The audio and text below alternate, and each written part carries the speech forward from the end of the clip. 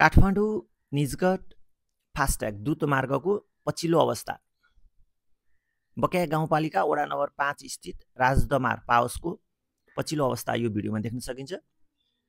यो चाहिँ मेन मार्ग हो, देखिएको मेन लेन हो र अघि देखाइएको तलको चाहिँ सहायक मार्ग हो।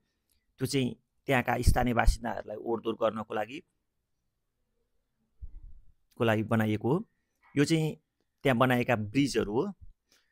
त्यस ठाउँमा चाहिँ प्राय सबै चाहिँ फिलिङ गर्ने, त्यसपछि लाएर पेलेर एकदमै पिच गर्नको लागि रेडी बनाइएको छ भने सबै पुलहरू पनि निर्माण भइसकेका छन् र सहायक बाटोहरू पनि पिच गर्नको लागि अन्तिम अवस्थामा यो सहायक बाटो अन्तिम अवस्थामा पुगिसकेको छ। यो चाहिँ बकाया गाउँपालिकाको वडा नम्बर 5 स्थित राजदमार पावसको पछिल्लो अवस्था हो, द्रुत मार्गको देखिएको। त्यो सँगसँगै यहाँ हाइटेन्सन लाइनहरू पनि आएको छ।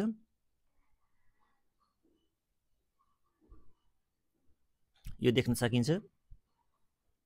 त्यहाँको हामीले चाहिँ यसमा भौतिक विवरण के भइरहेको छ भन्ने कुराको जानकारी पाउन सकिन्छ।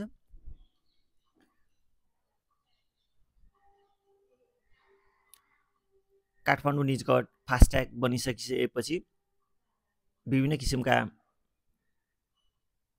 आर्थिक कारोबारहरूको लागि, ट्रान्सपोर्टेसनको लागि, बिजनेसको लागि, त्यसपछि लाएर निजगढमा बन्ने अन्तर्राष्ट्रिय विमानस्थलको लागि धेरै सहयोग पुग्नेछ। यो देख्न सकिन्छ। यो चाहिँ एकदम नै कडा चट्टान छ। यो पिच भन्दा पनि बढी छ, तर माटो हो कि माटोलाई चाहिँ एकदम फिलिङ गर्दै पानी हाल्दै पेल्दै त्यो बनाएको भएको देखिएको चाहिँ भिडियोमा देखिएको। अब यो फास्ट्यागको मेन लेन भइहाल्यो, तलको चाहिँ सहायक बाटो भइहाल्यो, तलतिर देखिएको र गाउँको पनि यसो त्यहाँको स्थानीय गाउँको हामीले भिडियोहरू बनाएको छौँ।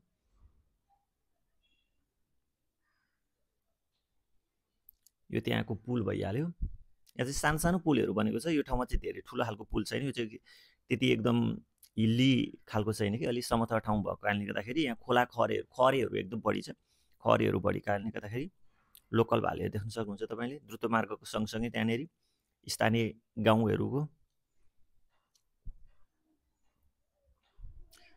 बकाया गाउँपालिका स्थित द्रुत मार्ग।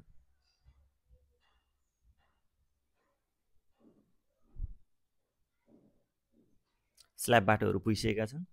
विकास धेरै भइसकेको छ गाउँमा। अहिले स्थानीय पालिकाहरू गइसकेपछि, स्थानीय सरकारहरू गइसकेपछि जस बाटोको विकासहरू, स्ल्याबको विकास चाहिँ भएको देखिन्छ धेरै ठाउँमा हैन।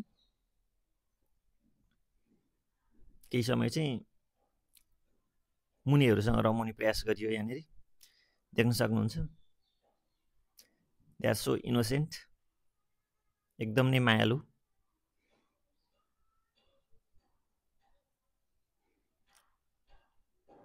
यो चाहिँ त्यहाँको मकैबारीहरू हो।